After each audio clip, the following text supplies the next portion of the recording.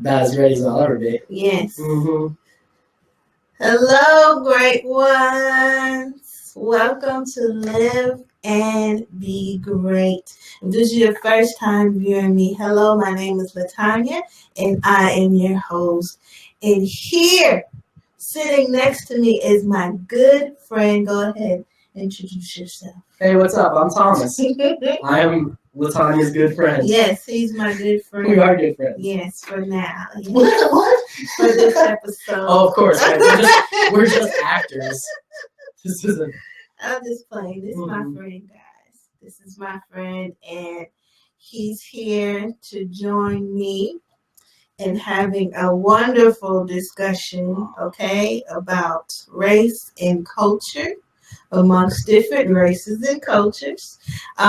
We just want to inspire people to have these conversations, have an open mind. And just because you may have not walked in each other's shoes doesn't mean you can't have sympathy and empathy and understanding for people's struggles. We have definitely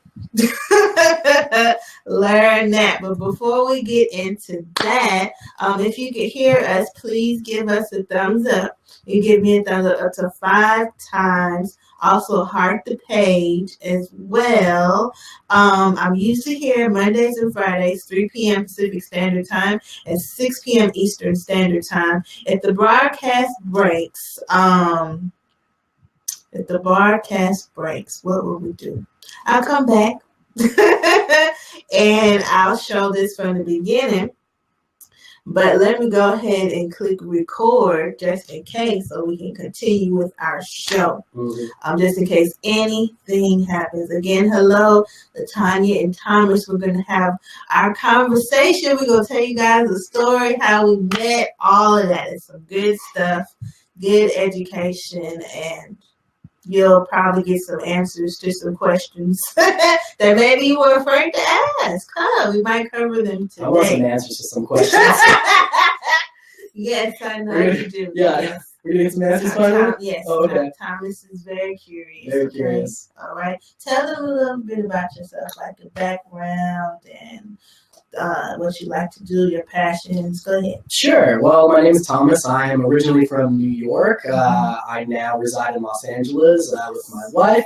Mm-hmm. I am and was a professional musician for many years, and I still do that stuff here and there. And I decided a little over, I don't know, like what, a year and a half ago to go back to school to become a licensed marriage family therapist in the state of California. Yeah. And that's how I met Latanya. Yes. That's how he met me. What brought you to the field of marriage and family therapy? That's a great question. When I was on tour the last year, I was kind of like, I want to do something else. What can I do? Right. So I started writing in just like a journal, like jobs. I would be on the road and I'd be like in Oklahoma, I'd be like gas station attendant. Waiter,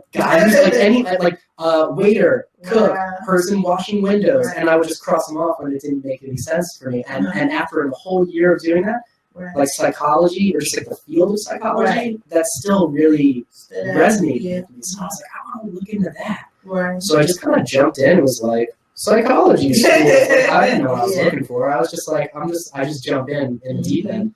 Yeah. And so then I just ended up, literally it was like 3 weeks later, I was like in my first class. Wow. Yeah. That is awesome. So you looked for something that you could kind of put with the music as well, like that wouldn't take you too far away from it? I don't know. That's a good question. I think the deep answer is... Do you have like that fear that it might pull you away? Yeah, I deal with that. Because I know I have that fear. I deal with that every single day. Uh-huh. It's like, is this going to be a completely different thing? Am I only going to be able to do this one thing? Mm-hmm. I think the best thing is really just be in the now, the here and now, right? Right. So it's like I could think about, oh, that's going to happen in the future. But at the end of the day, it's like, well, you and I are together right now talking about this, so I don't need to worry about the future so much. That's true. Well, as you can see, a television host, and he has multiple passions, and I have multiple passions as well. And I think people like to have a safety net for us and say, oh, you're in school because it's a backup plan. No, I'm doing what I want to do. Like, psychology is not a backup plan. I'm going to act.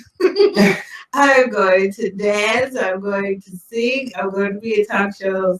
And I'm going to be a therapist. That's it. What about you, Tom? Well, I think you're totally right. I mean, the deeper things we're here. Mm-hmm. Yes, it is. There's an element of self-servingness to the arts. Mm-hmm. You're going to do the arts no matter what for you. Yeah. If you're a painter, you're not going to, I'm painting this for someone else. Right. You paint it for yourself. Mm-hmm. And then if people dig it, then they dig it. Mm-hmm. But at the end of the day, regardless if it's just going to sit in a storage room or not, right. you have to do that because it's an expression that you love. Exactly. So at the end of the day, I think because there's that aspect of the arts, and then there's the aspect of interaction with people. Yeah. At the end of the day, we're here to serve people. Exactly. To the best of our ability. It's for other people. Yeah. So if it's doing therapy or if it's acting or music or whatever, being on stage, painting, writing, whatever. Yeah. It's just to have that better interaction with people. Yeah, it's a part of me, and I don't feel like I need to let it go. And I hope no one else feels like they have to just stick to one thing because it's safe.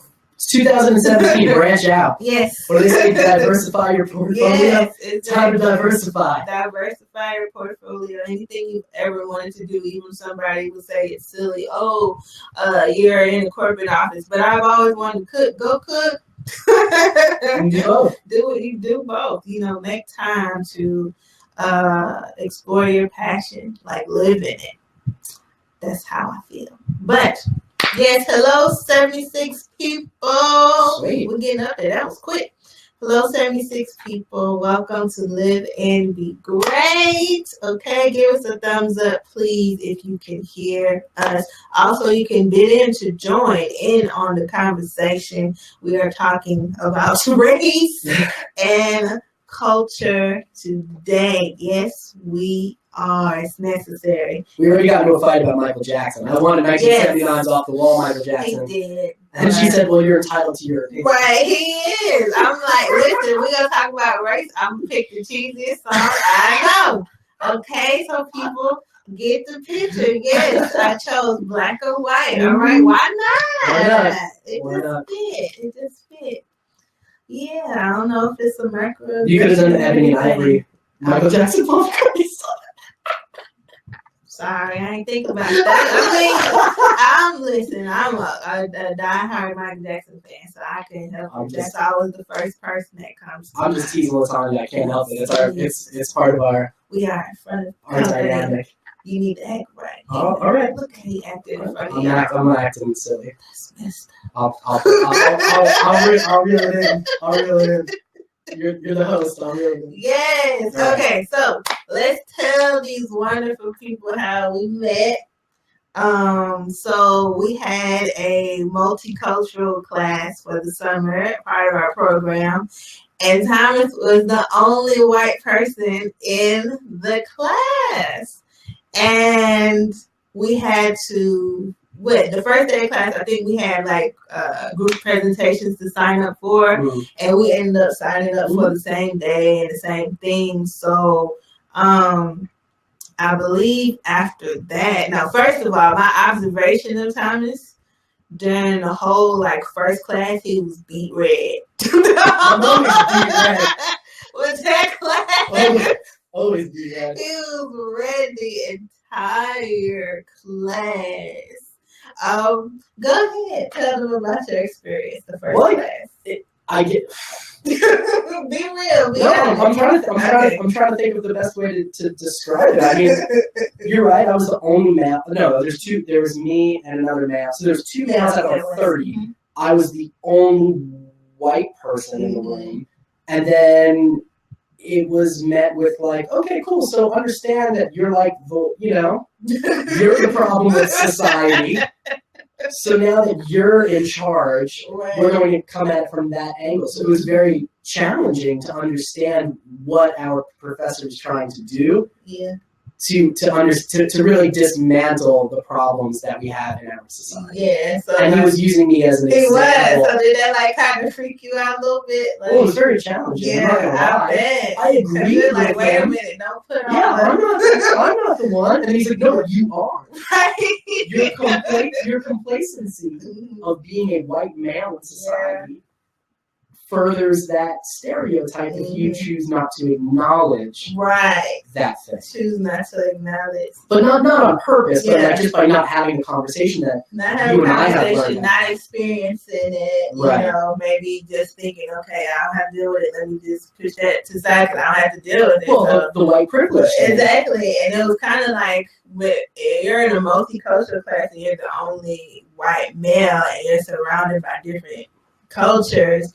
It's kind of like you're kind of forced to like actually open your eyes versus maybe teaching an all-white class with maybe just one black person in there. I can see like the contrast because then you might have that argument might win with people that just want to ignore. You see what I'm saying? Because the more people on that side, then they might try to dismiss the teacher. Sure. Which our professor, I believe, did express some situations where that may have happened at different schools that he taught at. But yes, so that was Thomas's experience.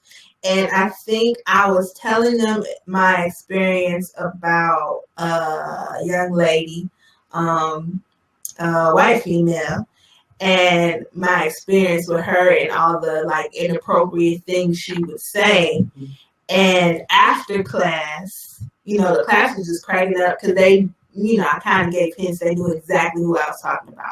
But Thomas stopped me after class and he basically says, you know, I'm sorry that you went through that. You know, all white people aren't like that. And he basically told me, you know, I can't pretend like I understand, you know, what you go through, but I won't ignore that it exists. And when he said that, I was like, yep, we good. Like, we good. I'm going to give you a shot because, you know, me coming from the South, Georgia and everything's kind of, depending on where you live, the area you live is still kind of a little bit segregated. I hate to say that, but it is. People just try to stick to their own. And I'm used to being in a corporate office in Georgia and me saying good morning to a white gentleman and he putting his head down, and then somebody else of his same color comes in and says good morning, and he says, hey, good morning to that person, like blatantly ignoring me. Like I walk past, you know, co-workers that, you know, are white and I'll good morning and they'll just, you know, that's what I was used to. And then I had such a bad experience with the young lady here. So I was kind of like, wow. And, you know, are all of them going to be like that? But I couldn't because I don't like when people put me in a box because I'm black. I hate it. You know, so I was kind of happy that I was able to meet Thomas because then the kind of fear of is everybody, you know, that's white going to treat me like this? It was kind of removed because he was able to be brave and come out and feel the need to like stop me and say, listen, you know. Yeah, I mean, we need to say you were upset. Yeah, I was. You were visibly upset. I was extremely upset. I wasn't like overstepping, being like, I'm a white man. I was checking on no, you. He wasn't like no, that. It was you were very upset. Yeah. And I could feel.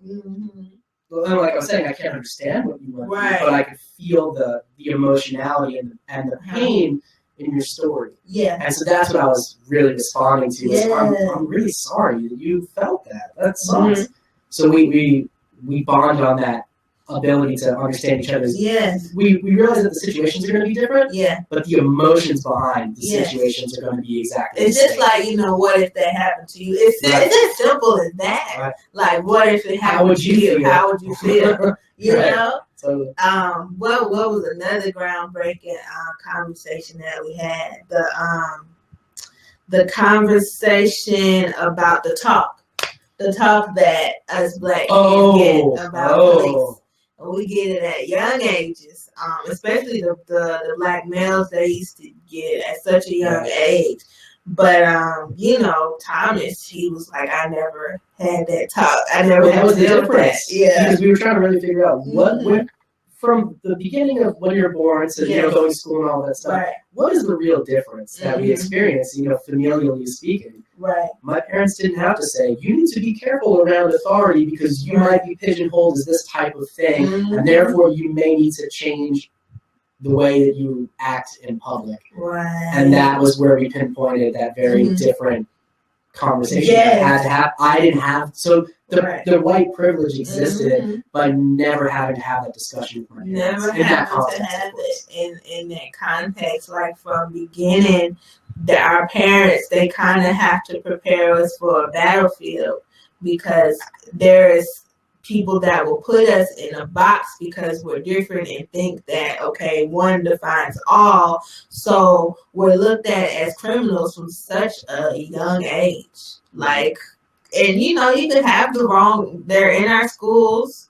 Another set of my first experiences was in New Jersey at a private school, Sacred Heart Elementary School. I want to say third grade teacher, and I thought she was beautiful. She looked like Madonna to me. She was so gorgeous, and somebody stole a pencil off her desk, and immediately she came to me. And I was like, I didn't steal it. And she grabbed my face, and she was just like, you better have that pencil on my desk by the end of the day. And I'm trying to tell this lady I did not take the pencil, but she wasn't hearing it. So, like, to be handled like that, thinking that that is the only way you can communicate with me, it's like it's something wrong. Like, your first instinct should never be to put your hands on somebody's child. She grabbed me by my chin, and she told me, and I had another instance with another teacher where she slammed me up against the wall for being too loud in her classroom. So it's just like, what? I can see it. Maybe I'm in a fight and you try to break it up, but it was never anything like that. First, you accuse me of stealing just because I may be the darkest one in the classroom or whatnot, or you just feel like you need to handle me in this nature, and I know it's because of the color of my skin. So yeah, at a young age, we have to be. To your point, words weren't going to work. No, yeah, for them. I will handle you. Yeah, exactly. I mean, that's awful. Right. You would never, we hope people wouldn't do that, but the fact that she felt the need to escalate to physically forcing you to do something, regardless of saying, "Oh, what's on you? Did you take that by accident or something?" Right. It wasn't even like that. It was like, I will move you and I will force you to do what I want you to do. Yes. That's terrible. You better have it. And it hurt. Like, it really hurt, because I love, like, when you're like infatuated with an adult, like, she was just so beautiful to me. And I love the class. And the fact that she just like turned on me like that and put her hands on me, it was just like, okay. And then at that age, when you're a young Black girl, you go through that whole phase. Oh, I wish my hair was blonde. I wish my eyes were blue. And you go through that. So you find somebody that looks, that's because of the way media, what you see mostly in the media, that's what is defined as beauty. So you kind of idolize that. And you to see somebody with such privilege treat me like I was nothing, I kind of got used to it, because I didn't even complain to my parents. Like, I thought that this was how I was supposed to be treated. Have you ever told them that story? Yeah. I have. I don't know now. I have told them that story. How did they react to that? I remember my dad coming up to the school, because I had another incident with an Italian man teacher, because I was complaining about this boy. It was a boy who would take a textbook and hit me in the back of the head every day.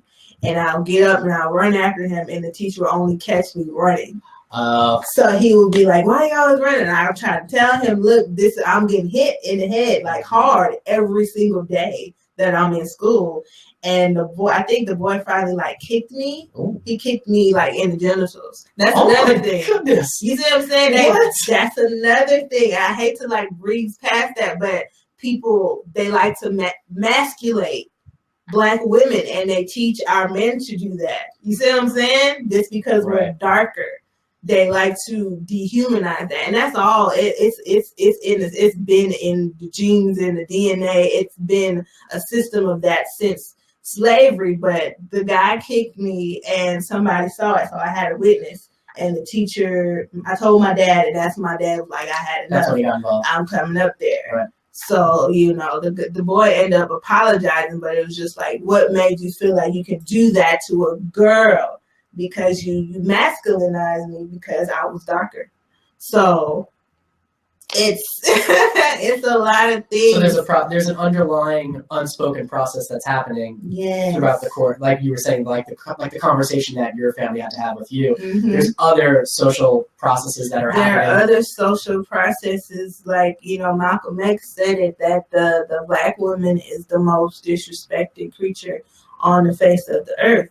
And it's quite true. It is. You've seen it with the police officer that was breaking up the pool party, and little 15-year-old girl. Was crazy. He had to felt like he needed to put his whole weight on her, his knee on her back. And then he pulled the gun out. Yeah. And he started pointing it at the kids. All of that. And I'm just wild. like, this girl had to be like size 0. You see what I'm saying? Yeah, from what I remember. You see what I'm saying? She was so small, and you felt like you needed to do all of that because it was certainly a show of force, to say the least. It's definitely and inappropriate, regardless of who was involved. Right. It was inappropriate on all levels. Right, but I can't imagine it happening to a blonde hair, blue eyed.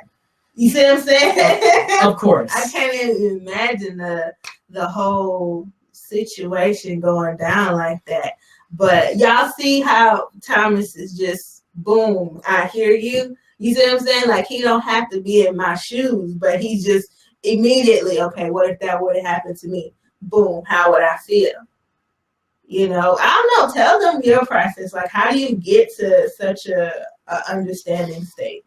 I think you have to listen. I think it really is just, what are you saying? And a lot of times people listen to just like, we've been going over this before, where people will, I'm listening to then just say the next thing that I'm already thought about. Mm-hmm. In these conversations that you and I have, I don't do that at all. Mm-hmm. I listen to what you say, and I'm going, and I process the information you say. Right. So I'm going, okay, can I imagine that happen? And I think it happened in Texas. I could be wrong. Did that, was it from Texas? I think so. Well, I don't remember, so that's just not, I don't know where it happened. Yeah. But that footage, when I think about it, it's much more challenging to understand that would happen to a white person than that situation that was, of course, captured on videotape. Right. So when I listen to you, I go, yeah, she's not wrong at all. Mm-hmm. So, of course. So it's really about just being in that moment and listening to what you're saying. And your experience is that you feel that that's very much not, what's the word I'm looking for?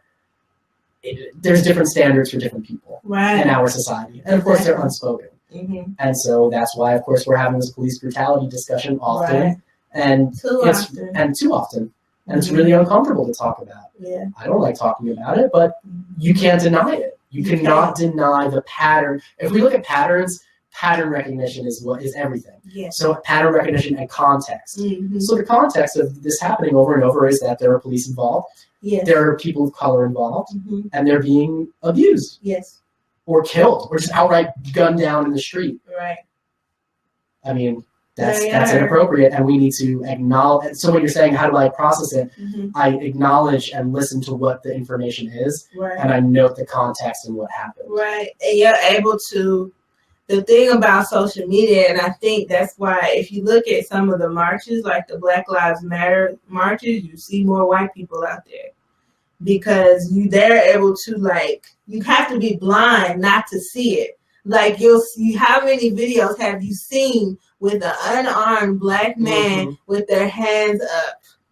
Okay, how many videos have you seen over and over again, and then from a distance the police officer shoots them down, or you'll see one run and from a distance the police officer will shoot them down, or up close, or you seen there's another video that happened the guy was like, officer, please don't shoot me, and he gets shot at close range.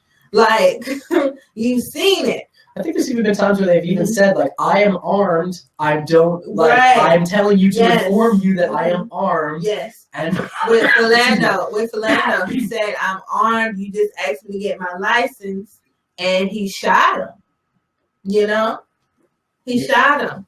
So, at minimum, yeah, we need to look at how how certain people are handling the situations. Right. Even if we're going, okay, if let's just say in society people are going, well, it's not a race thing. Okay, no problem. Let's just pretend it's not for 2 seconds. Then all of a sudden you go, well, we still need to look at the procedure for how this is happening, right? And then you go, no, and you're like, yeah. So I mean, at minimum, this needs to be addressed from even the context of how people, how law enforcement is interacting with the population in general. Yeah. Regardless of course, the real situation at hand.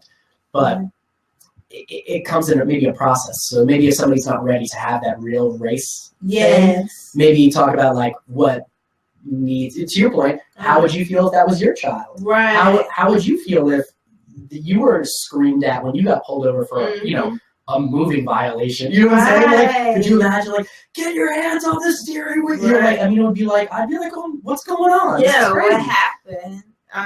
It's so scary because without that video footage, certain things, it's just like they would, because I am black, people will believe that I did it, you know, and the officer would get away with it. Like, Thomas, you know me. So if there was no video footage and the story came back that I cussed the officer out, I don't even curse. No, you never do. I was intoxicated. I don't drink. I don't smoke. So you always have to endure my bad mouth all the time. I have a terrible mouth, and she listens politely all the time. I know, but that's all of my friends. But the crazy part about it, if there was no videotape and the officer said, "Oh, she got rowdy, she got this, she got that," like my friends would have to go to bat and be like, "No, she's not that type of person." I've never heard you yell. But you see what I'm saying? But the because I'm black, the media would automatically believe, oh yeah, she had to be doing something to get shot. Yeah, you're a troublemaker. Yes, because you know. Oh, you you asked for it. Yes. Very much like you asked for it. Which is another thing with like the feminine aspect of things. Yes. You know, she wanted it. It was, you know, it was like, what? It's like, no. Like with the Sandra Bland case, you know, people tried to say, now I could say, I know why people were on the fence about the Sandra Bland case, including black people, because we've had that talk not to, I don't care what the officer do to agitate you, we can't talk to them like that. So she kind of was the guinea pig because after the first few shootings, people say, okay, know your rights. She tried that. She had a lawyer to call. So she was like, I have your badge, whatever. What's your name? And he was agitating her. And she was like, well, I know my rights. Boom. Okay. But it didn't work for her. And then you'll see videos of, you know, white women. And they're trying to show you guys the difference in their cussing out the officer. The officer just asking them to move their vehicle, cussing out. They're recording it so you guys could see the difference. Cussing out the officer. What's your badge number? This, that, and the other. The officer says, ma'am, can you please move? So so to your point, the way that they serve the community is different. They'll have different standards and etiquette for how they interact with different people. They do. Right. They do. And you could, I mean, if you watch the whole Sandra Bland thing, you could see he provoked her. And that was it was another moving violation. And it's like he kept asking her questions like, what's wrong with you? Are you getting upset? Like stuff. He went back to his car and went back and dig more, trying to get some type of justification so he could drag her up out of her car and slam her on the ground. And then next thing you know, she's gone. Okay, so you know it doesn't sit well with people. The whole she committed suicide because she says I'm gonna call my lawyer. Like I got you. I know my rights. She was adamant about that. She had Facebook video posts about police brutality and what we need to do. So I don't know. It was just very, very scary, and how they like destroy your character. Yeah, you're sure. Once you're dead, they try to say, oh, this like Trayvon, oh, he was a thug, right. he was a this, and I'm like, nobody told, the police even said, George, do not follow him. We'll handle it. And he went and followed him and killed him. And next thing you know, he's selling the gun online. That was awful. That's just, it's unacceptable. Like our life don't have value. Like we're just another animal in the street. Like that's the thing that it just are enough people seeing what is going on, or do we want to continue to ignore it because it just feels better? I don't think it feels better. I mean, I think that's why you and I, well, not why we're friends, but it's how we started our friendship, because we have those conversations, and it's like every time you and I discuss these things, I feel so hopeful. And invigorated that if you and I can do it, then other people can do it as well. So it's kind of like the conversation needs to be had, and as uncomfortable as it is, it has to happen, and it doesn't have to be. It doesn't have to be hard. It don't have to be people barking at each other. No, we don't bark at each other. We sit down and we just talk, just like we talking. This is how our conversation started. Like, this is how our friendship started. It's from just sitting here talking, going back and forth. Okay, boom, I see it this way, you see it that way. All right, boom, I understand you. That's how we've been doing, and it's been working. So, that's true. We want to inspire people to have these. It's time to stop giggling about it. I'm talking to the Black people. Stop giggling, because I was the giggler. Because I'll be like, I can't believe that she just said that. Or I can't believe he just said that. I was the giggler. If it's something Give me an example. I'm serious. Give me an example. Like, let me see. An example. Wow, I never seen somebody so Black before. Right. So let me take a picture of them. And can you believe how Black? Like, that's inappropriate. It just is. You take it. It's like you putting us in this whole zoo animal thing again. Like microaggressions. Right. The microaggressions. When like the white folk are like, "Oh, Latanya, your hair's so pretty. Yes. Can I touch your hair? No. Oh, you just got your hair done. Let me play with that." Yeah. Don't do that. Like, cut it out. Like, you gotta explain, especially if it's somebody that's your friend, that you cool with. Be like, no, that this is inappropriate. You can't do that. Can't do that. I mean, I know it's just easier just to laugh. Right. And like, so you're just saying, so like when you laugh it off. Yeah, when you laugh it off, you condoning it. Like, what if they do it to the wrong person? And you're missing an opportunity. You're missing an opportunity. Exactly. You don't have to go, that's so ridiculous. Like, why are you doing all this stuff? You could actually just be like, hey, listen, take them aside and be like, right, that's not cool. Right. Maybe exactly. You need to check that out. Yeah, let's talk about that. And, of course, they'll be like, I mean, that's fine or whatever. Because I know I done said a whole bunch of microaggressions to different people. Because we don't make mistakes. I'm in the South. Say stupid stuff. I'm in the South. I remember telling my brother, my oldest brother, who only dated outside of the. I remember being on the phone with him and he telling me he have a new girlfriend, and I'd be like, well, what color is she? What is she this time? Because I ain't seen him date no Black girl. It's always something different. I was like 10 at the time. And I'm just like, and I think he had me on speakerphone.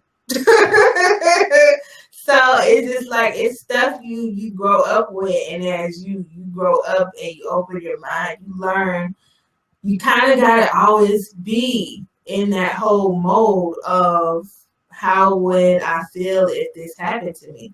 And I think for white people, it's a little bit harder to do that. Tell me because more. Of the I agree with you, privilege. You don't get asked that. You see what I'm saying? Totally right. That's the thing. Like, you don't get asked that. People talk to you. Like, oh, right. You're so white. Let me take a picture. I never seen anybody that's white. You're never gonna get it. That's never happened. You see what I'm saying? That's never happened. You're not gonna have that. You're right. And I think that's where the conversation gets weird when people are going, "Oh, white privilege doesn't exist." we're acknowledging that that's the privilege that I've never been asked to have my photo taken because of how white I am. Now, granted, I'm obviously very white and probably pretty deep red. Like this is clear. Look at it; it's even on the background. It's like glowing. But the whole thing is nobody says to me like, oh, so the privilege is that I've never had to turn somebody down to say no, you can't do that. Right. And you're put in a position where you're now on the defensive, saying, no. That's not okay. I feel uncomfortable with that, and I think that's where that conversation. Even the goofiest things, like, oh, you see me in the club. Hi, can you teach me how to twerk? Okay, you just because of black, I know how to twerk, and I can teach you. Like, it's simple stuff like that. Like, we can't let people continue to get away with that stuff. Like, it just isn't right. Right. It just isn't. Like, cut it out. Like, I want to be treated like a human. Now, granted, if you see me twerking, of course you can ask me. But if you just assume, oh, she's black, she can twerk, like, and something going on. Oh, she's black, she can cook fried chicken. I was just gonna use that. I was like, oh, let's have you're black and we live in Los Angeles. Where's the best fried chicken? Right, where's the best fried chicken to get? Like, you're like, I don't know. That type of stuff. Right. I mean, I guess it's all well and dandy if you got a friend, but I have to know that it's a joke. But if I said that to you in all seriousness, I wouldn't. Yeah. For a plethora of reasons. But even if I did say that, that's not fair to you because it's already it's already assuming that you know because your culture understands what Southern cooking, so therefore you, of course, you know. You're like, I've lived here less time than you have, so why would I know more than you would? Right. You know, so it's already coming from like a weird place, assuming that you know something because of the way you look. Exactly. Right. so try not to do that. Yes, try not to. Hi, 202 people. Welcome to Live and Be Great. But if it does happen, then you tell them, you're like, why are you being so stupid? Don't do that. No, you can't say stupid because people get sensitive. Okay, well, then how would you say it? You gotta say, why you just gotta if humor is your thing, be like, why do you assume that I can just cook fried chicken? Right, of course. And then be like, oh, is it because I'm black? And then people be like, oh, no. Right. But it's kind of, if you're worried about hurting someone's feelings, go that route. Go the joking route. You see what I'm saying? But make sure you're teaching them a lesson in it rather than just laughing, ha, you funny, and then, you know. But then once again, white privilege exists because I don't have to teach people about white people. So the fact that you have to educate people about being from a different culture, once again, that's the privilege that I have because I don't have to tell people about my background or whatever. Right. They're just like, white dude, okay, whatever. But with you, it's like, no, there's this aspect, there's that aspect, you know, all these different things that you have to continuously update people on. Yeah, you got to continuously be updating people on what to do, what not to do, what it should be just common sense. Okay, we're not zoo animals. Okay, we just ain't. Get it together, everybody, because everybody does microaggressions. That is true. Yeah, that's true. Everybody. Now, what? Remember when we were in class and the project that we had? Yes. I remember. CJ and Jenna. That wasn't very good television. When you're like, do you remember that? I'm like, yes. Dead silence. Yes. No, well, I figured you were going to film the story. Yeah. Of course. It's kind of got our bond even stronger together because we showed, for those of you who didn't watch The Real World, I know people haven't seen Real World in years. I was one of them. But yeah, me too. Yeah, totally. But I seen a clip from it, and I was just like, let me watch. Right. But there was a black female named CJ and a white female named Jenna, and both of them came from a domestic violence background. CJ's parents, her dad actually shot and killed her mother, and then the police shot and killed him in the same night. And then Jenna, she grew up with her dad smacking her around and her mom around. They grew up like this, but Jenna would always say some inappropriate things towards the gay or bisexual people or towards the black girl. And CJ, she kept giving, Jenna opportunities to you shouldn't say things like that or, this, that, and the other. She kept giving her opportunities because when we're on television and we're on the front light, we feel as though we represent our whole race. We have that on our backs, especially those who have, maybe an auntie that looks out for us or, in my case, my parents that look out for me and they make sure I'm doing the right thing because it's always been throughout our whole existence trying to change the perception of us because people keep putting us in this box. So we try to do our best to show you, okay, we're human, period. Shouldn't have to have that fight, but we do. And once again, I'm sorry, just to interject really quick, that's another thing that I'm not concerned about representing the white male population. I'm just trying to be honest. So once again, that freedom is to not go, I imagine, and this is a great point how we talk, I imagine that's a lot of pressure that you have to feel every day. Yes. The second you walk out the door, you are representing, millions of people and how they're going to view and how they're going to view whole race. Yes. Based off of me. Yeah. And the decisions I make. That's heavy. Well, honestly, let's sit with that for a second. It's I can't imagine. I've never had to think that one time. Yeah. And you think that every day. Every day you think about that every time you walk out the door because we have to survive. So you kind of have to overdo the gentle. I'm gentle. I'm a gentle human. Okay. Yeah, you're totally right. I thought it was really important to just showcase that difference. Right. Rather than you're talking about CJ and Jenna, but I think it's really important to make that distinction. Yeah, so on television, you were saying CJ was. I remember they got in an argument. The first argument they got into. Jenna was drunk, and Jenna had a glass in her hand, and she jumped off the table and started charging at CJ, and CJ just grabbed her, threw her on the ground, and didn't do nothing else. Jenna wasn't remorseful at all. CJ was bawling, crying. She called her aunt, I've embarrassed the whole Black community. And she wasn't even the culprit. She was attacked, and they didn't send Jenna home.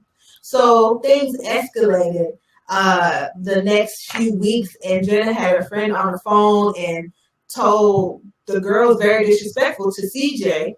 Everybody can hear the conversation, and the girl tells CJ she needs to go pick cotton, right? So that had been the breaking point, because and then Jenna was just laughing at her first. She said she didn't say, "Oh no, you shouldn't say that." She was cracking up. To your point, something happened to an individual, and that individual apologized for something that happened to her. Right. It wasn't that can you believe this crazy person did this to me? Right. She said, I'm so sorry that this is going to be the way it is. I'm sorry I defended myself. Right. That's how mad, that's how remorseful CJ was during the first altercation when Jenna charged at her. She was remorseful. We instantly go into, oh my gosh, what are they going to think if I do anything? If I even raise my voice, I'm a danger, I'm violent, and I'm less than human. That's what we have to deal with. And so, it escalates. Jenna's cracking up. All the roommates confront Jenna, and she's still not apologizing. So CJ just hauls on her, and she starts to fight her, beat her up. And, they finally send the girls home.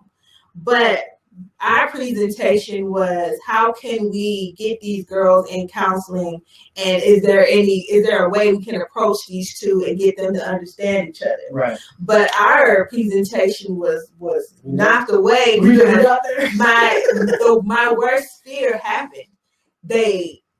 We had a classmate demonize CJ because she was the Black girl.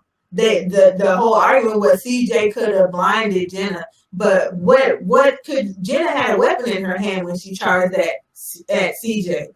You see what I'm saying? Why isn't it the same? Why are you more afraid? We were getting into like the A plus B equals C thing. Yes. Opposed to the grand scheme of, well, how do we help these how do we help them therapists understand each other as therapists? Right. But no. If these two people come in, how do we help these people have a real conversation and understand that there were differences that led to this problem? Exactly. But no, people, they demonize the black girl. The black girl had it over and over and over again. These were weeks. This was like, I think they have 13 weeks total, and this was like the 12th week that she had been putting up with these comments, and she put up with the girl charging at her and not getting kicked out the house. So when you provoke somebody, now she's the angry. Yes, she's angry because you provoked her.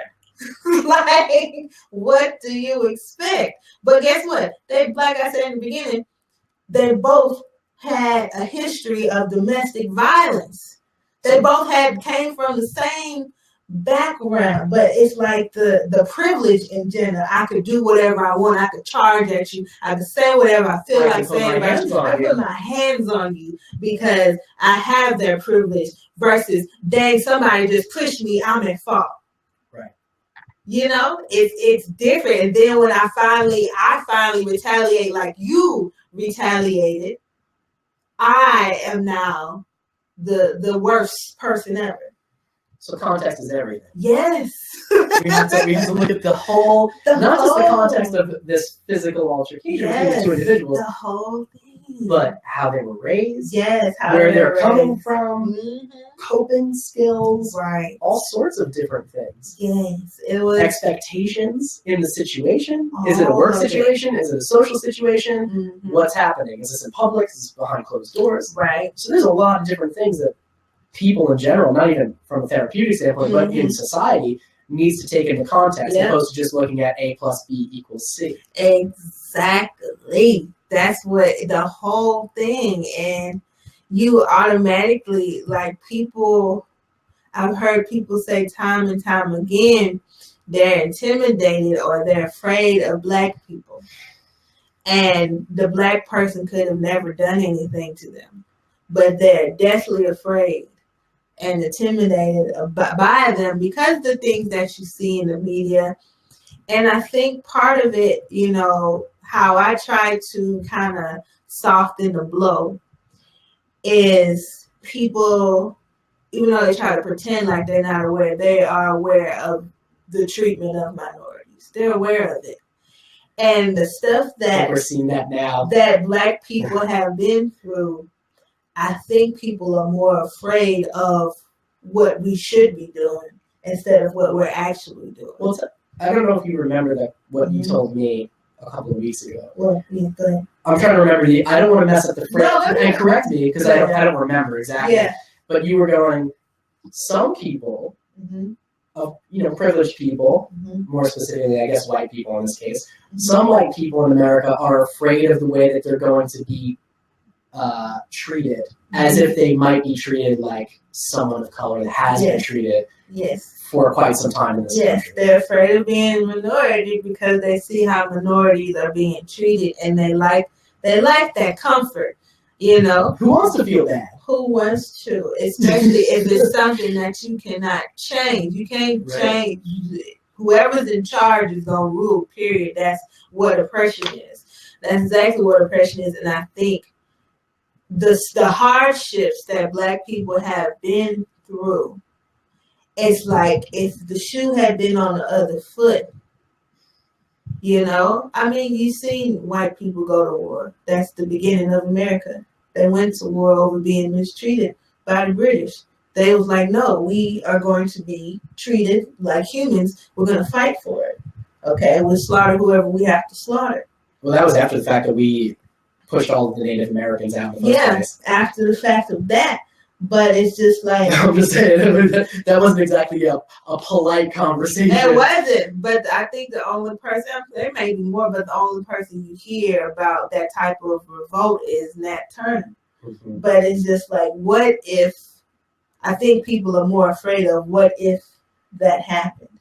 Sure. You see what I'm saying? So it's easier just to brush it off and ignore that it exists, or it's easier for you to be intimidated because you have that in the back of their mind. What if they want what if that happens retaliation for right. all? I see everything they go through. What if they really do retaliate? Mm-hmm. And I'm a target just because they've been a target just because.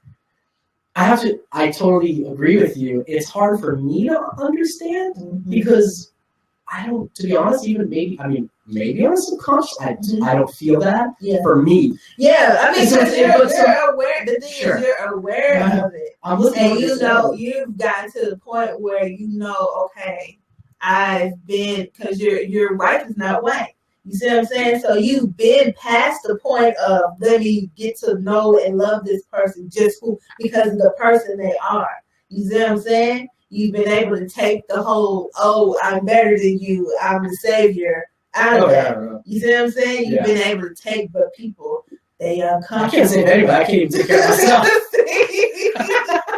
I mean, you're human. I'm human. You're human, and you've been able to get to that point to treat humans as humans. If you do something wrong, you do something wrong, but that doesn't classify everybody that looks like you. No, certainly. Because you don't want to be classified. We've had that discussion as well, because then you said to me, in private, I didn't know it was even going to be possible to have a relationship with a white male to that extent. I didn't. And that's like, we talk about it like every day. We're cool, because you're not ignoring stuff. I don't have to constantly. No. It's not an argument to get you to see it this way. No, because if it is that, I can't be your friend. Like, it's just not, because then especially, I think people think they're doing something polite by saying they don't see color. But when you say that, you dismiss my whole existence. You dismiss my whole struggle. You dismiss everything that I have to fight for. It doesn't help the situation at all. It negates part of who you are and how you got to where you are today. Exactly. So you're just like, I don't acknowledge that. Mm-hmm. It's just like, I don't acknowledge that you were a musician for 20 years now. It's like, I'm just going to not pretend that. Right. I don't see instruments. Right. Yeah. And I'd be like, all right. Like, that's just, when you look at it like that, you're just like, okay, you're right. That is very, in a way, it's indirectly dismissive. Yeah, it's very dismissive. Stop saying that, please. I know you think you're helping, but you're not. Cut that out. You gotta seriously. Yeah. I hear people say that all the time. They try to say, I don't know. Yes, you do. You got to be aware of especially if you got an adopted baby. Okay, y'all celebrities like to go to Africa, Madonna, Angelina, like to go to Africa and pick up black babies. Listen, you got to be aware that regardless of whether they're your daughter, son, whatever, they're going to be looked at as black, and to a lot of people, they're going to be looked at as a threat and dangerous, even as a baby. You have to be aware of that, and please protect them. By ignoring it, it's not protecting them. It's not. It just isn't.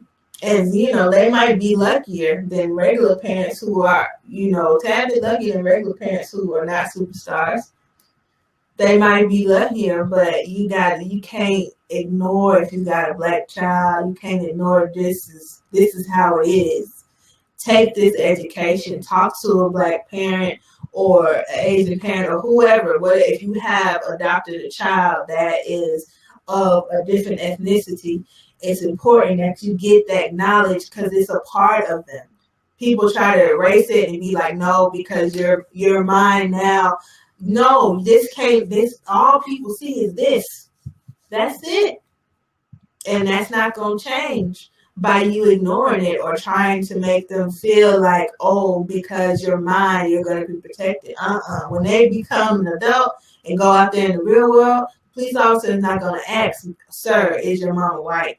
Oh, we learned that. We learned that. Yeah. Like, we've seen a true story of a black man being beaten up and didn't even do anything. And he was adopted by a white woman. A white woman. Who's a Adopted social by- worker, I believe, as well, right? Yeah. And they did she thought it was best to do the colorblind. Yeah. This is my son. I love my Right. son. And then they had a lovely relationship, but it didn't stop It did not. the police from beating Right. him almost to death. Yeah, he was surrounded. I think he There was 3 cops. it was yeah. And his friend was in the his car. friend was white, so he Oh, was right. surrounded by. You see what I'm saying? Right. And Trying to he just turned 18 or 19. Yeah. And it was and they didn't beat up his friend. Right.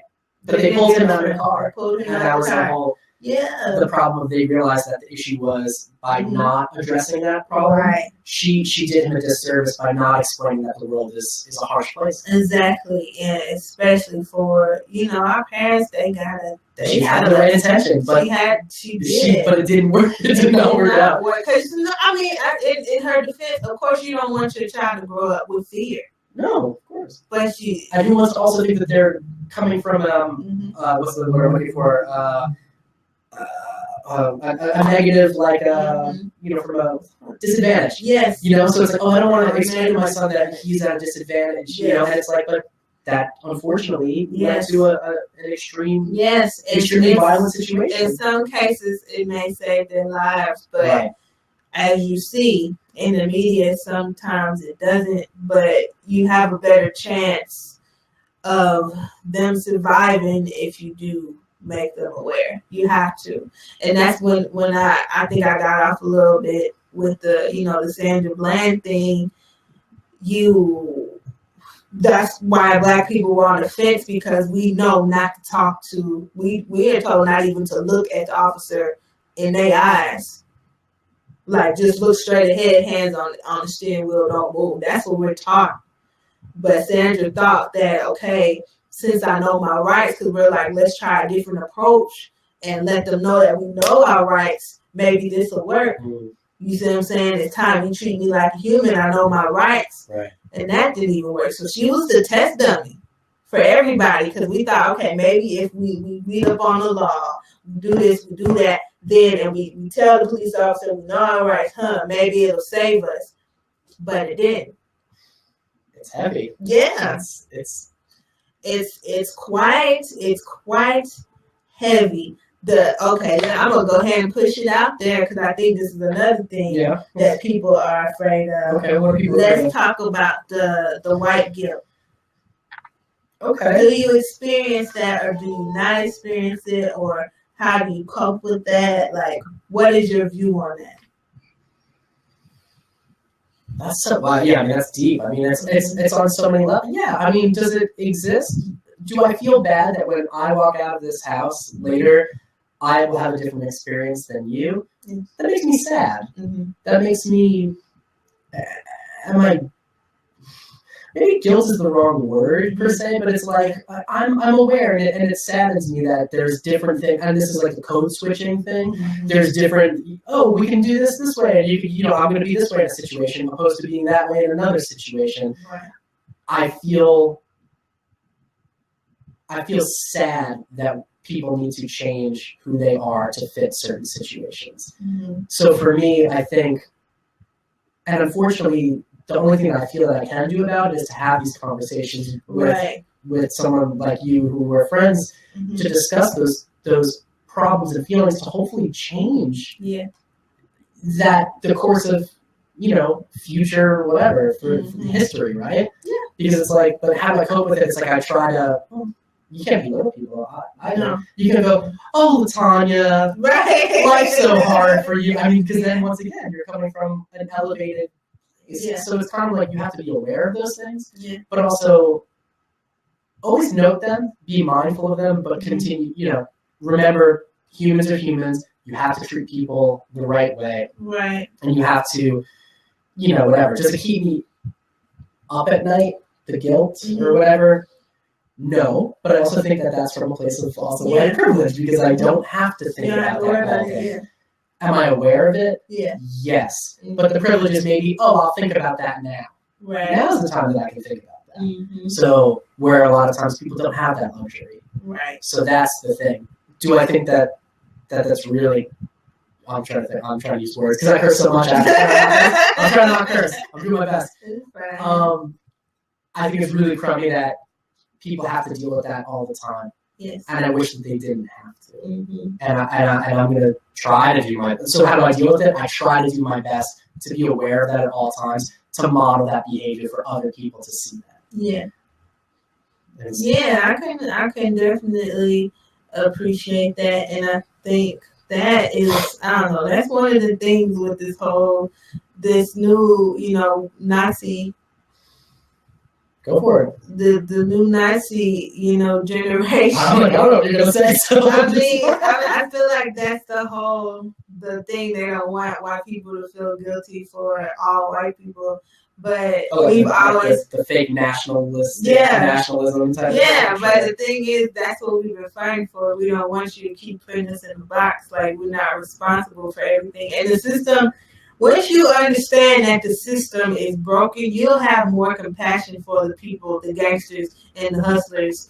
You'll have way more compassion for them if you understand ghettos weren't just here, they were made. Okay? The war on drugs, like the original drug lords, they weren't black. They wasn't. The whole difference between cocaine and crack. That's huge. Yeah, it's all a part of a system.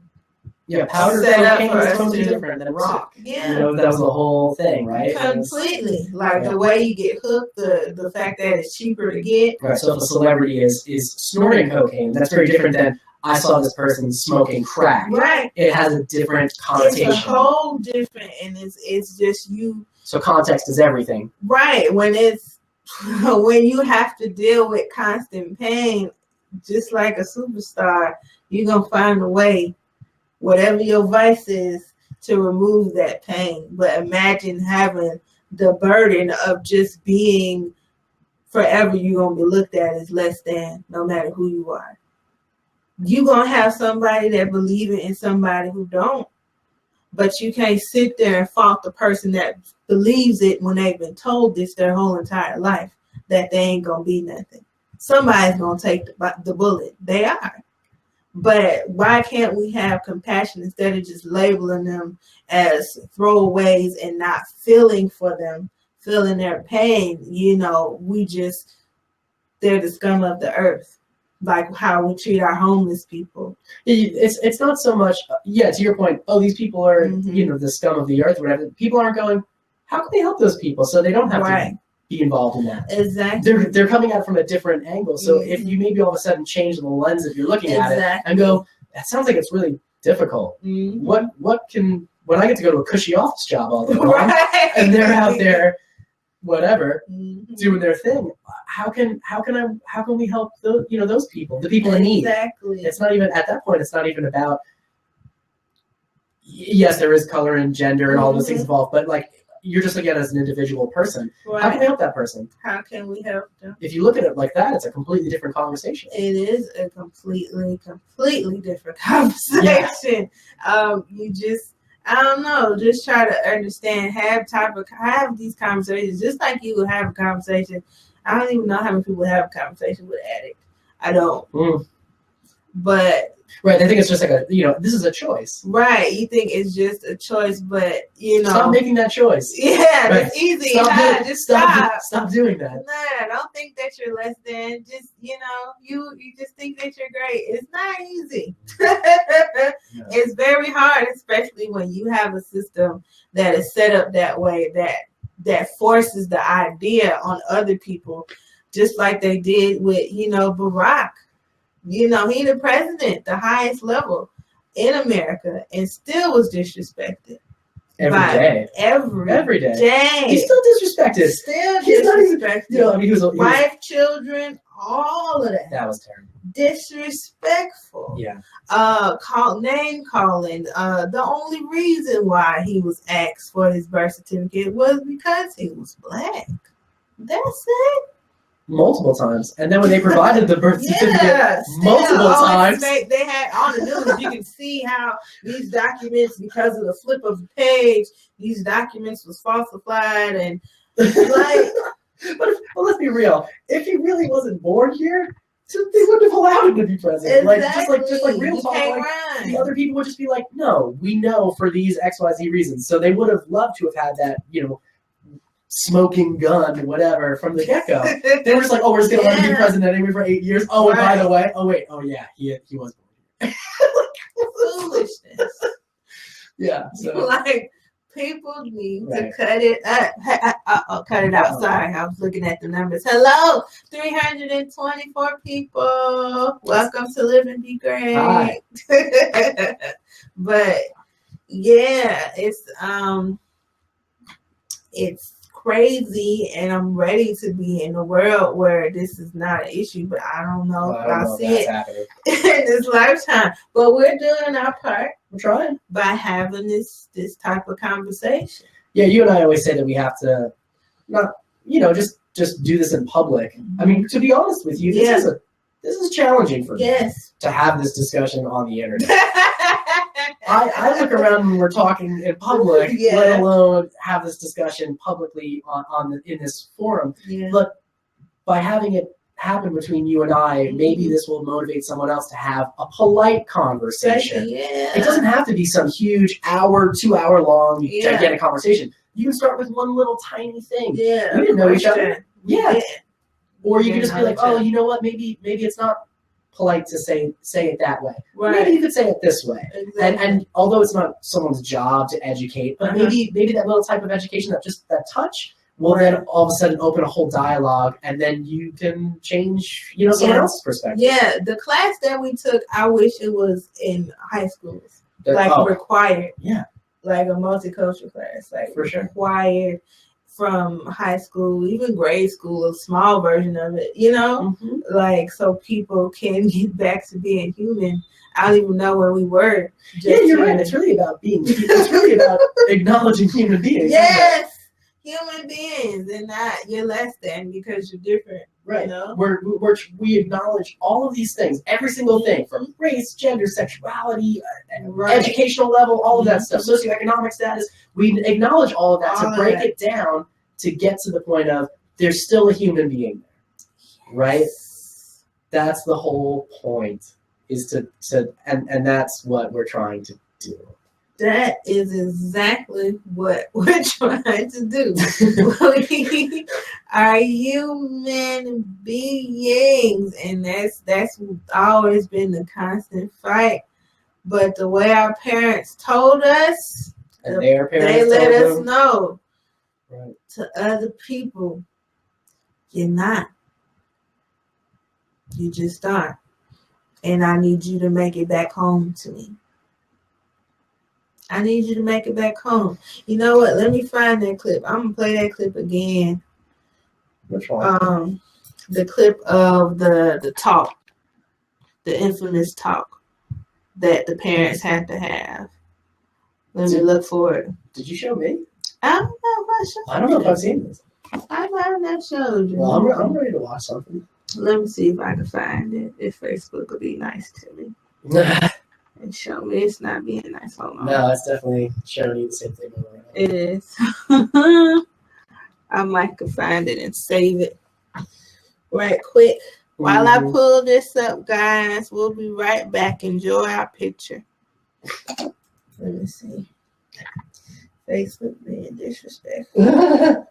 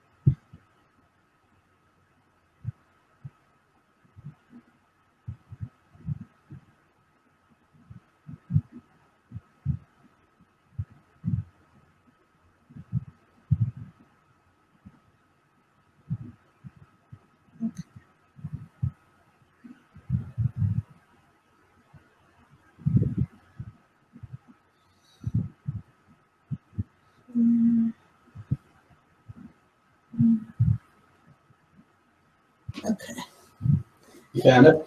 Yes, I did. Of course you did. I found it. Oh, yes, I found it. Okay. Here is the, Oh, I've never seen that. Okay. yes, you're about to see it I now. know. Hold on. Let me do this. Sky Williams. I'm 8 years old. Our house, we practice this thing. What is it? Sky Williams. I'm 8 years old. I'm unarmed and I have nothing that will hurt you. It's just kind of a thing we practice at our house. There are great police officers out there. There's also some police officers who are not so good. And my fear is that you run across one of those bad ones. For some reason, people are otherwise been targeted by the police. Before they became a policeman, they were a person.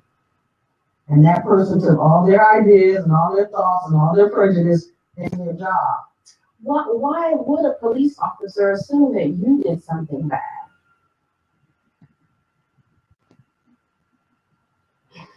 Maybe because of my skin color. I remember being put in handcuffs for something that had nothing to do with me. I was walking in the mall. Cops slammed me on the ground, busted my lip, chipped my tooth. That actually made me really mad. How about the time they pulled us over with me in the car and arrested me and left all of you guys sitting in the car and nobody knew how to drive on the side of the road because the bumper on the car was kind of hanging off. You know, we live in Fiala. There's people that don't even have a bumper on their car. My rear brake light wasn't working. And I got to my destination and they were working. I was about your age. Actually, they grabbed me. Why? I didn't know at the time. They just grabbed me. They threw me onto the police car. I got tased that time. That time they tased me because they said I wasn't complying. Ariel, are you okay?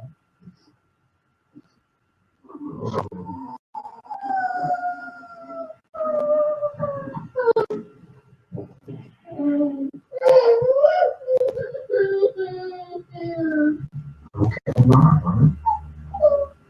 Every day I get to see her do this, right? All right, come on, I'll finish this, right? You good? Hey, you make me cry. You have to be careful when you're out there in this world because this world's not going to always be honest or fair to you. I know, Sean, you got a little bit lighter than the rest of them, so it's a possibility you won't get stopped. Now you just pulled them over. If you're driving, cop pulls you over. Police gets out the car, comes to the window. Who would you do? License and registration, please, ma'am. Why do you think I pulled you over? I don't know. When a police officer says something to you, don't, you're black. You can't be looking at them saying, oh, I don't know, why don't you tell me? That right there is giving them, to them, the license to pull you out of your car and physically harm you because it will be done. Don't get upset, don't get sassy. Why did you pull me over? You don't have, I know how, just follow instructions and stay calm. Do you think just being a police officer and pulling you over, regardless of if you feel you've done something or not, they should get your respect? That's a tricky question. The answer is yes. Yes. If you gotta go to the wallet to get your IDs there, can I go reach in my back pocket to get my ID out? You could do what I do and I show them my hands. So when they're walking up, they see I don't have anything in my hands. I'm Ariel Sky Williams, and I have nothing that will harm you or hurt you. So what's the next place you put your hands when you're driving? Or on the steering wheel, put your hands out.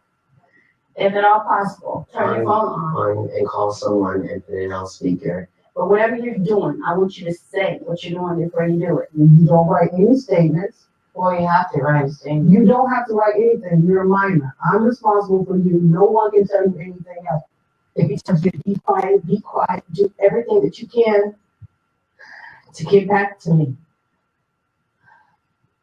I see it weighing on you, and I don't want it to weigh on you. I'm just worried about Jonathan.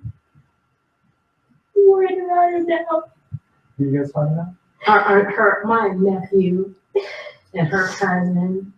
I don't want him to be shot. I don't want him to go to jail. You guys, if you could say anything to police, what would you say? learn about people, learn about their problems. Take some diversity training. I mean, it should be like at this point, like a monthly requirement. You know, there's really nothing at this point that they can do that would make me feel any safer with them without them just point blank clearing them all out and starting all over from scratch. So they'll always assume that all of them are bad. But all you see on the news and in newspapers, and it keeps happening. It's just in a different way. It's like how people are like, you should forgive so and so, but they keep doing it to me. I forgave them, but they keep doing it to me. It gets harder and harder to forgive them. Wow.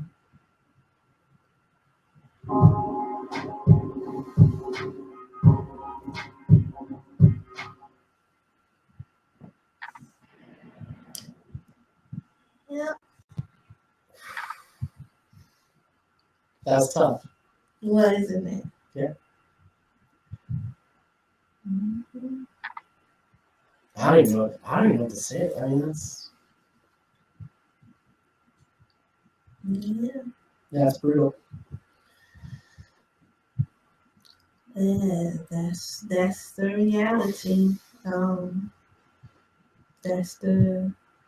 You gotta be in survival mode all at such a young age, especially after we've seen, the Tamir Rice situation.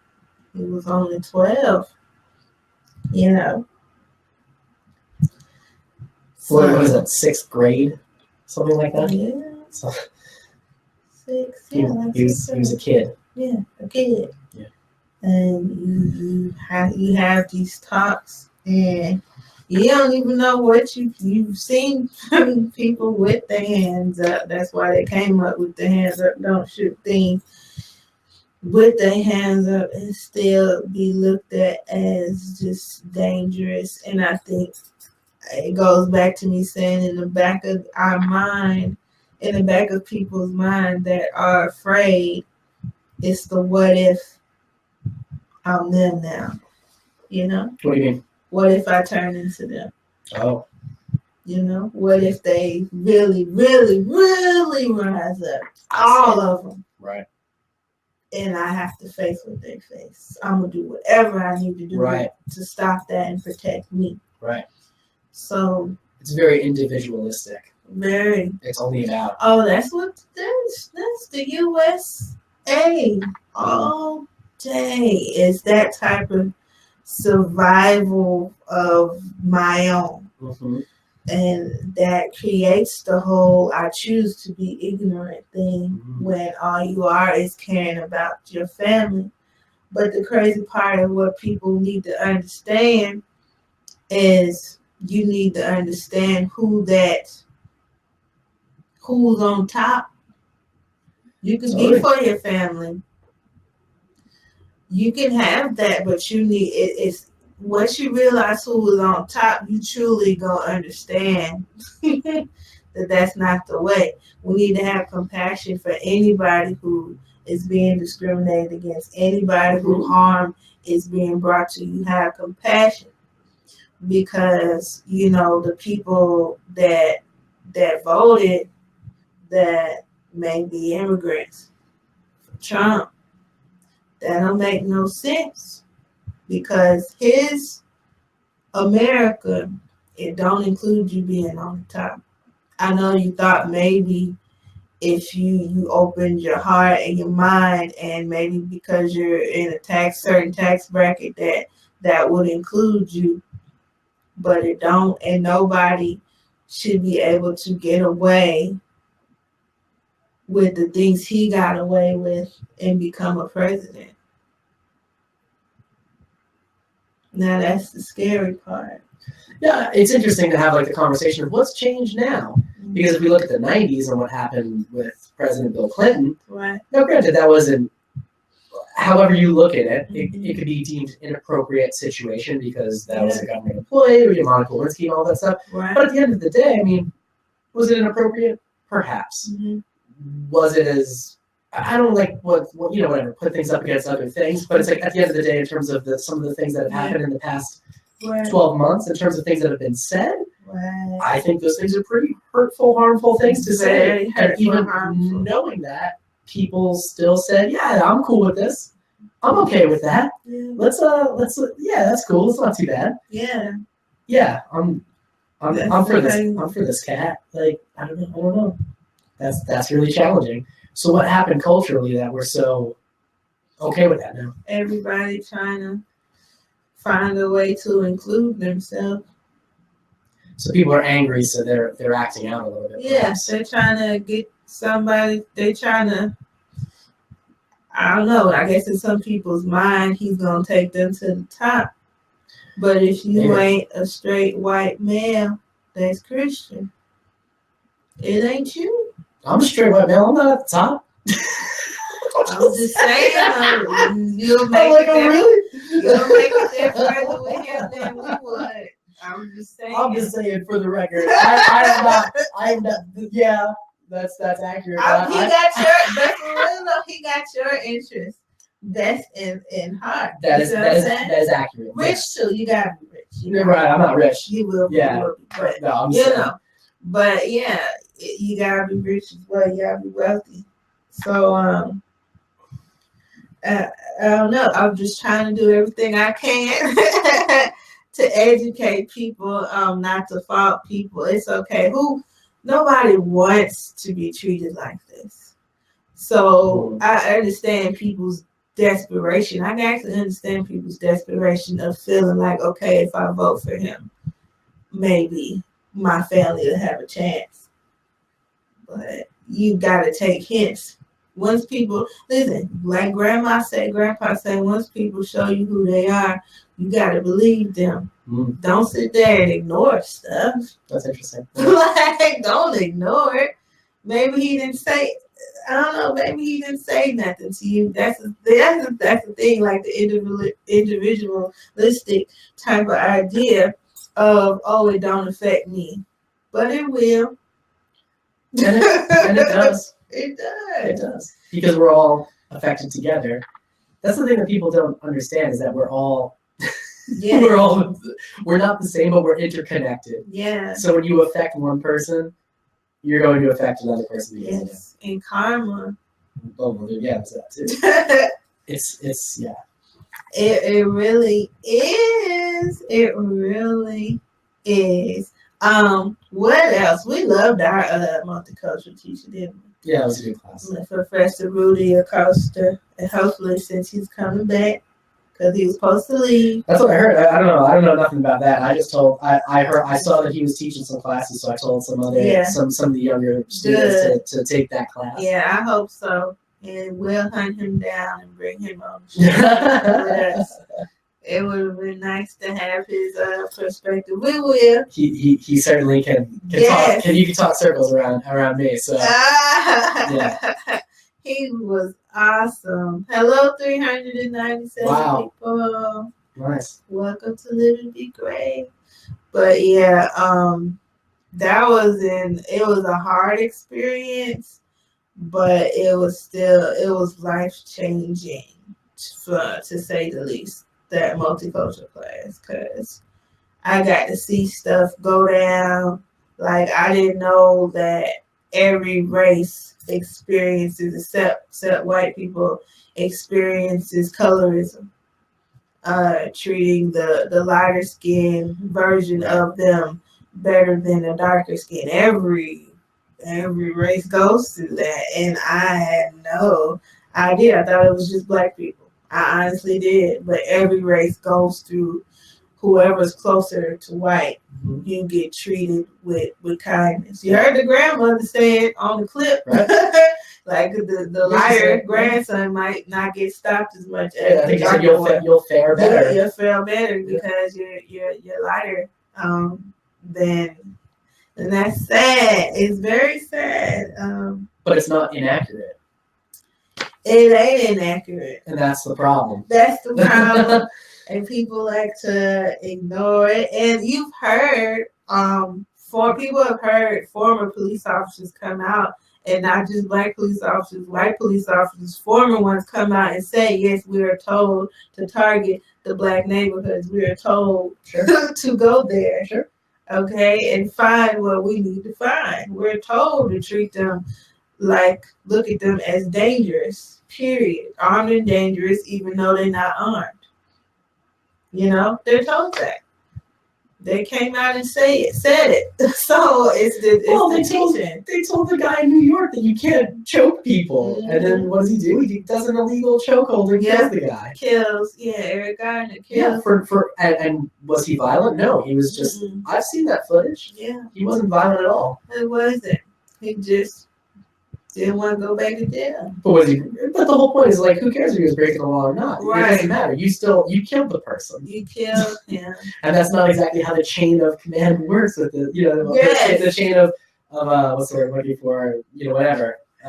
I forget the word. The privilege factor, like you see they show clips on Facebook of the white man waving a gun and threatening police officers, and they all got tasers out though.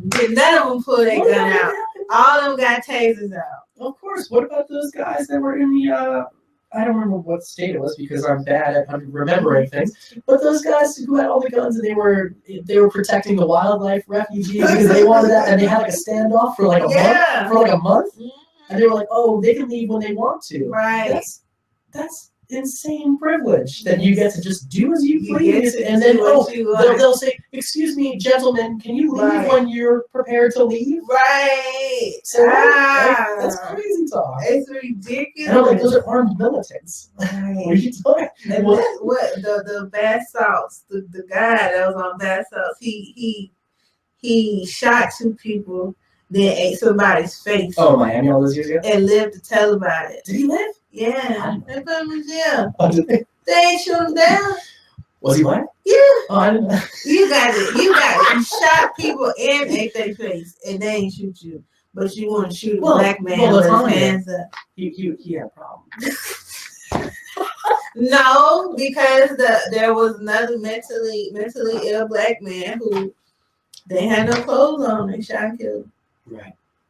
No clothes. He ain't had no weapon. Naked. Of course. Kill him. And I know I was making a joke, but that's how we do things. Because we have to have a little bit of humor. No, I mean, There's gotta be a little bit. so he had a mental issue. Okay. Yeah. No, the black guy, Yeah. the therapist that was Oh, the helping behavioral therapist. that was helping the That was autistic, also the Miami. autistic man. Yes, the autistic man. He was laying on the ground, right. and the autistic little boy was playing with his toy, and he was yelling to the police officers, "I'm unarmed. He's unarmed. Please do not shoot. And I'm trying to get him out of the street." Laying down on his back. He told them numerous times. Told him numerous times, and the police officer shot him anyway. They asked him why he shot him, and he said he don't He know. lived, thank God, right? He lived. He Oh, got shot in the leg. That's right. He lived.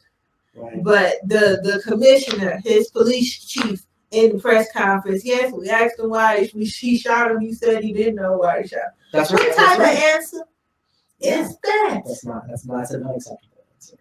What? And you know, Especially when it's to protect and serve. exactly. How are you protecting and serving the community when you shoot someone, shoot a member of the community? Right. Who's saying that they're unarmed and explains their position and their relationship to the other person involved as well? So there's problems that need to be addressed, I think. And the one that wasn't complying, the autistic, thank God, they ain't shoot him. Oh my goodness, yeah. But the one on his back, laying there, Right. man, get shot. That's why I'm just like unconsciously, that fear comes from, what if you repay me for all the stuff we've done to you people? So it's a really deep-seated, I really think it's there. unconscious. Oh yeah, I agree. And let me eliminate it before it even happens. Right. Because you are a possibility Right. because you're black. Right. Right. Or brown, black or brown. I think they get it because they're the closest to being mistaken for us. Mm. You see what I'm saying? That's why there's that type of connection with the black and the brown. I think so. Their backgrounds are similar. And the joke, they're only a boat ride away from the slave trade to just everybody being African or whatnot. To me, I've always said that everybody is black.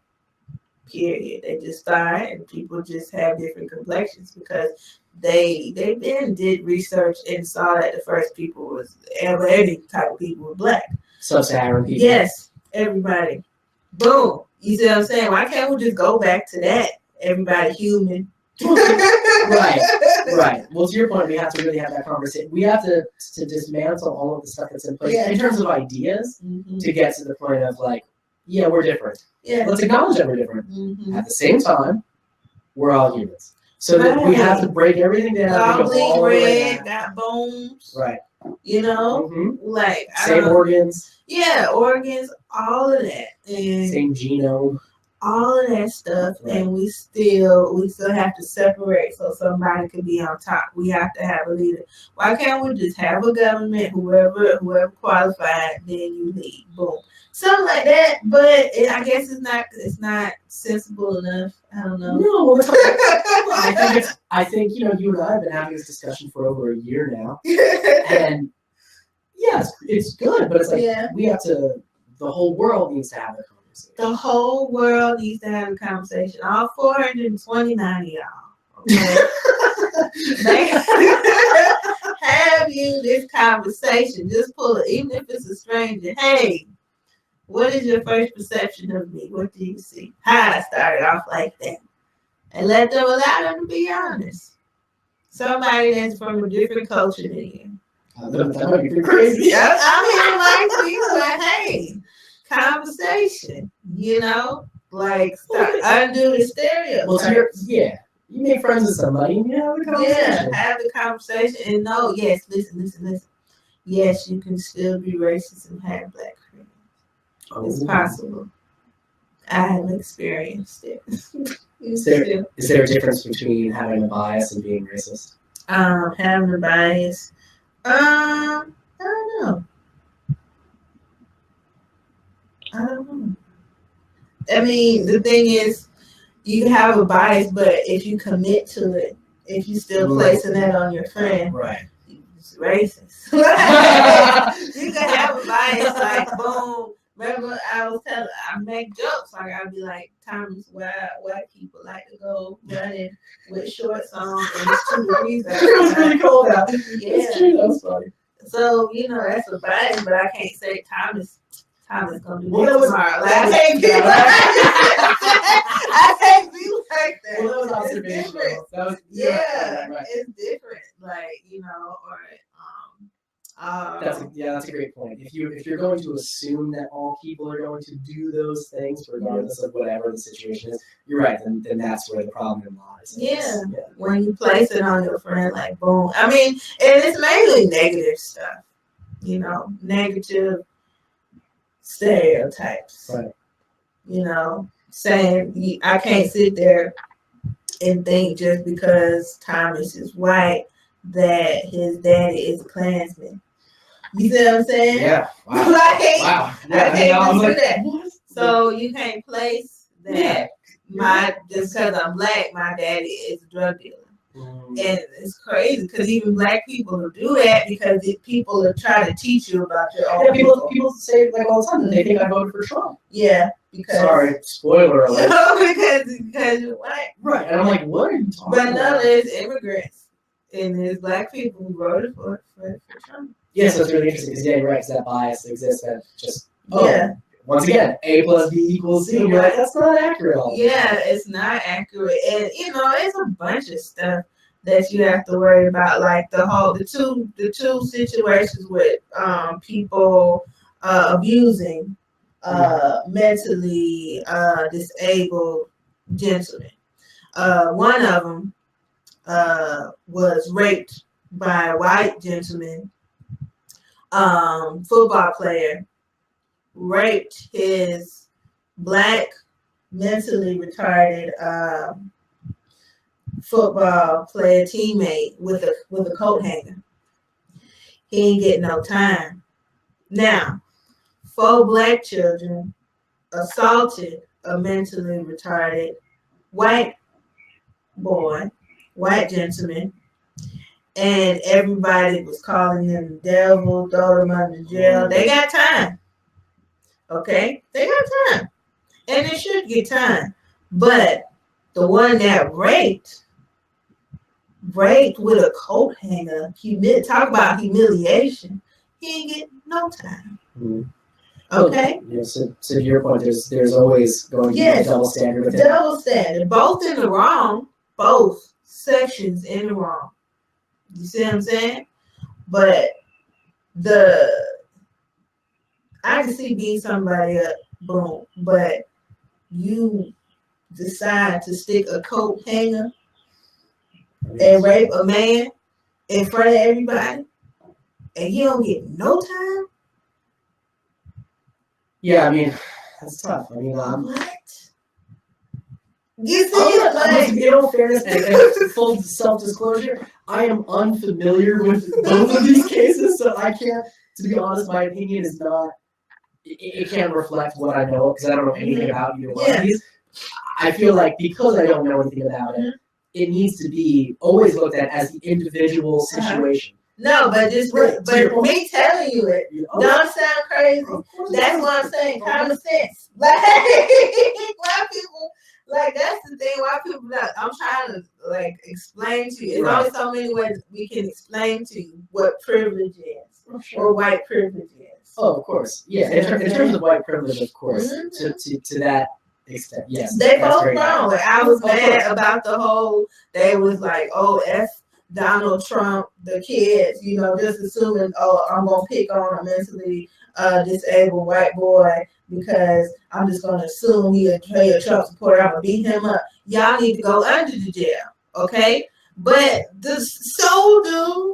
the white man that raped the mentally retarded black boy. Yeah, Go under the jail, but no, he gets no slap on this. Yeah, that's Because they are afraid of how it will psychologically damage him. That's a whole other problem. Because now you're looking for the outcome of, oh, well, this person can be rehabilitated. These people cannot be rehabilitated. Mm-hmm. So that's a whole other level of issues within the system itself. Because now you're looking at who's going to be there for a certain amount of time, who will be able to get out in a certain amount of time, what will happen after the fact. Yeah. But we can't do that to that person because then that might hurt those people. Like that's very Yeah. So once again, there's another. Even in the judicial system, I've committed a crime. Mm-hmm. There's another level of protection. There is. There definitely is. Yes. Like, it is crazy, and still, remember we were asked the question when they did the whole comparison with the two different rape cases, Yes.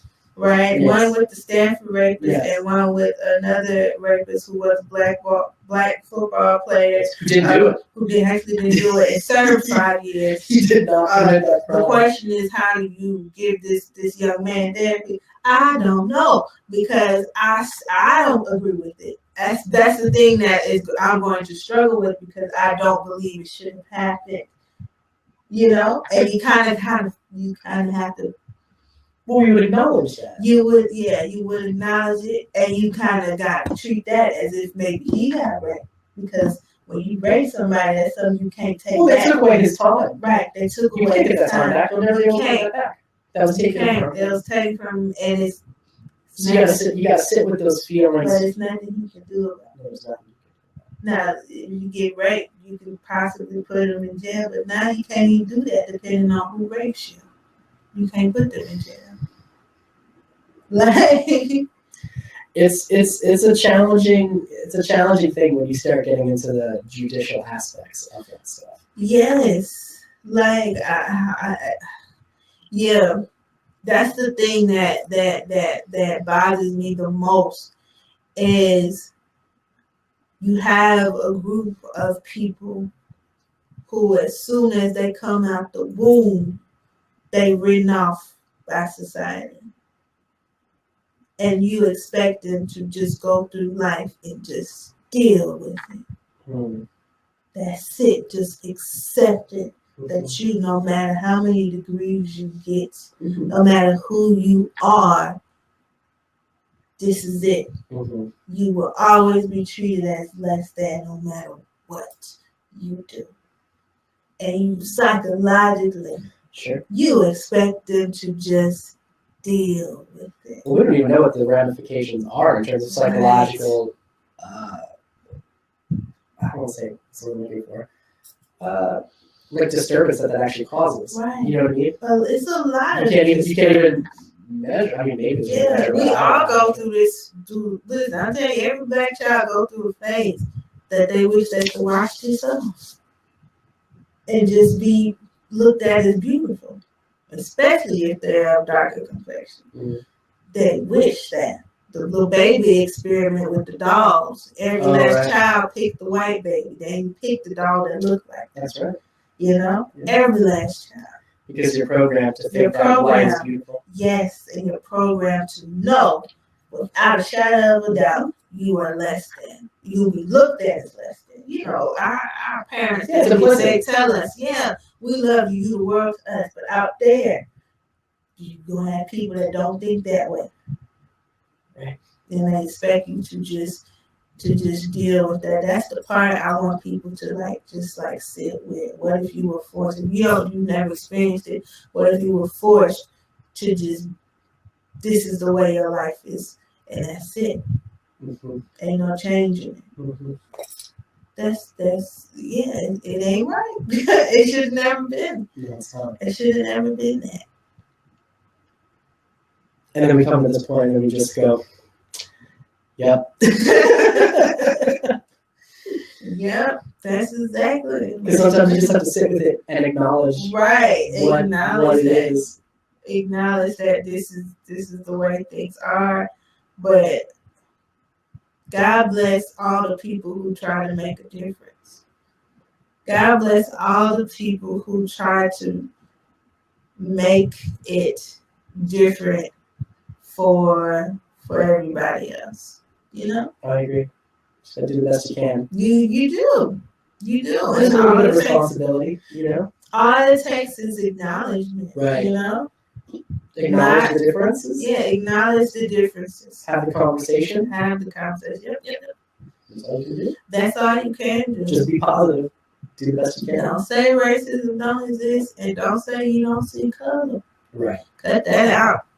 That ain't gonna help nobody. Not at this time. This ain't no color in the book. This is real life. This is real life. For sure. All 472 of y'all. Why y'all didn't talk to us? Y'all could have joined in on the conversation. Maybe y'all tried, and it's probably not working again. I don't know.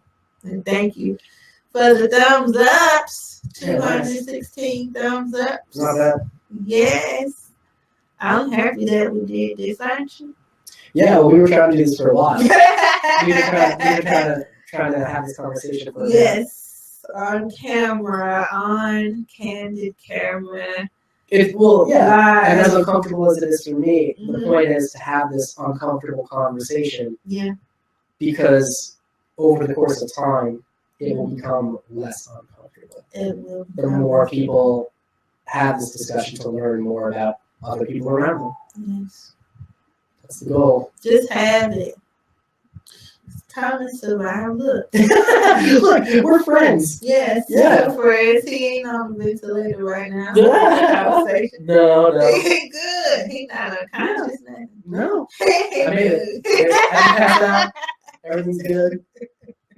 Still friends. Yes, we're still good friends. Yeah. And we Just hope. talking. Yes, we hope that it did inspire you guys to look at things differently. Me, I always say the inspiration sometimes it's not about what's being said, but it's about who's saying it. And I said before, seeing other people stand up for people who are unlike them, who have differences, it does a lot for our self-esteem. It does a lot for the mental health. Knowing that somebody different than you or somebody who you feel like may have the upper hand sees it your way, Mm-hmm. can see it and be like, okay, I get you. I'm not going to ignore you just because it's not my experience. Yeah, you acknowledge what the person has gone through. Each person has an experience. You know, Yes. I woke up today. I went and did a couple of errands, whatever. Like you're not gonna go. Yeah, well, you didn't really do, like you're. And it's like you trust that that's the person's experience, whatever it was, and then you take it from there. You do the best you can to acknowledge those things. Mhm. Just listen. Be polite. Be polite and nice to people. It's so hard for some people. It's okay. Look, just take it. You're not going to die from the conversation, I promise. It's gonna be uncomfortable. Yes, it will be uncomfortable. It's uncomfortable explaining it. Don't think that Right. just That's a because good I'm point. able to just flow that it's not uncomfortable. Like I'm still battling, not screaming. You never scream the entire time I've known you. See, I've I never heard you yell mean, once. and I have to battle that because it makes me angry that I have to still go through this, or that people have this is my reality Right. when I'm able to see people be free Right. in this country. And I never committed a crime. The only thing I did was be black. That's Little people are intimidated. But you know, that's okay. All right, well, what are we gonna leave them with? I don't know what you want to leave them. I don't know. 481 people.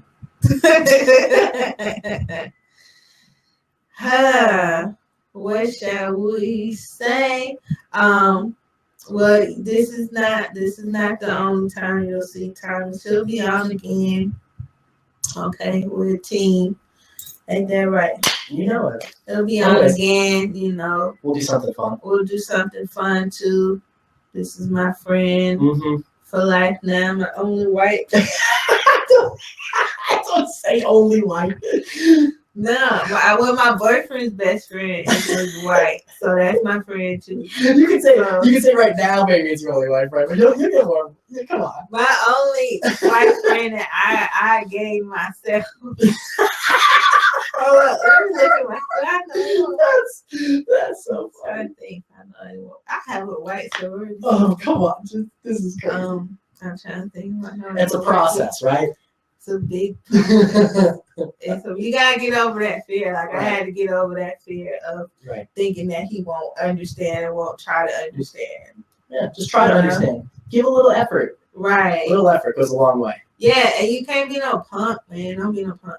And be like, oh no, the black woman, she's gonna be angry. Stop doing that. Like, I can't stand it. Like, just because I express myself with passion, I'm not gonna kill you. Like, just like you express yourself with passion, I'm gonna express myself because this is the stuff that affects me daily. So Yeah, passion is not anger. it's not. It's just my experience. It's actually vulnerability to Mhm. show you that side because we're told to hide it because so we might get killed for it. You know, we're told to put that under wraps Right. because we might get killed for such things. But I'm so happy that we were able to have this conversation with all 492 of you guys. Yeah, it's pretty good. It's pretty good. It was easy. What you think? Yeah. It's easy. No. No, it is. It's easy. No. No, but we should be honest. Like, Yeah. It is not.